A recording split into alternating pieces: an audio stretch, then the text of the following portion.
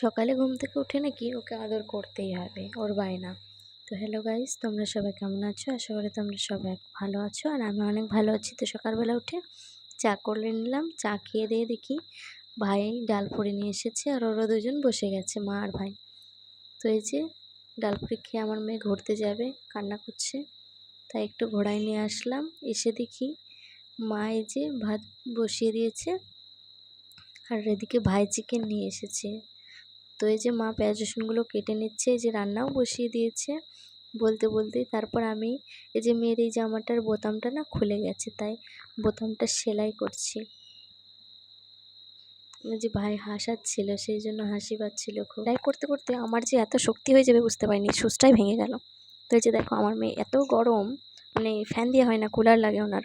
তো এই যে ওকে ঘুম দিয়ে আমি স্নান করতে চলে যাচ্ছি। ঘুমাবো, দুপুরবেলা না ঘুমালে ভালো লাগে না। তো এই যে স্নান করে এই যে খেতে আসলাম। তারপর দুপুরবেলা ঘুম থেকে উঠে এই যে বিকালে মেয়ে ঘুম থেকে উঠে বাইরে দেখাই দিচ্ছে যে বাইরে ঘুরতে যাবে। তো ওকে এই যে রেডি করাই দিচ্ছি, রেডি করাই দিয়ে ওকে একটু ঘুরতে নিয়ে যাব। কিন্তু আমার সাথে ঘুরে এসেও ওর মন ভরেনি। তারপরে ও ওর দাদুর সাথে ঘুরতে গেছে, মানে ওর দাদুর সাথে না ঘুরলে হয় না, ওকে দাদুর সাথে যেতেই হবে। সন্ধে হয়ে গেছে, তাও ওর ঘোরা হয়নি, আবার যাচ্ছি ঘুরতে, কি আর বলবো। মহারানী জননী মাতা এখানে রান্না করছে, 9:30টায় রান্না করছে, মানে আমরা খাবো কখন? গ্রামের মানুষ আমরা, তাড়াতাড়ি খেয়ে শুতে হয়, কিন্তু এখন আমাদেরকে রান্না করে দিচ্ছে। এখনো রান্নাটা হয়নি, কখন খাবো সেটা জানি না। कौन है ये लोग?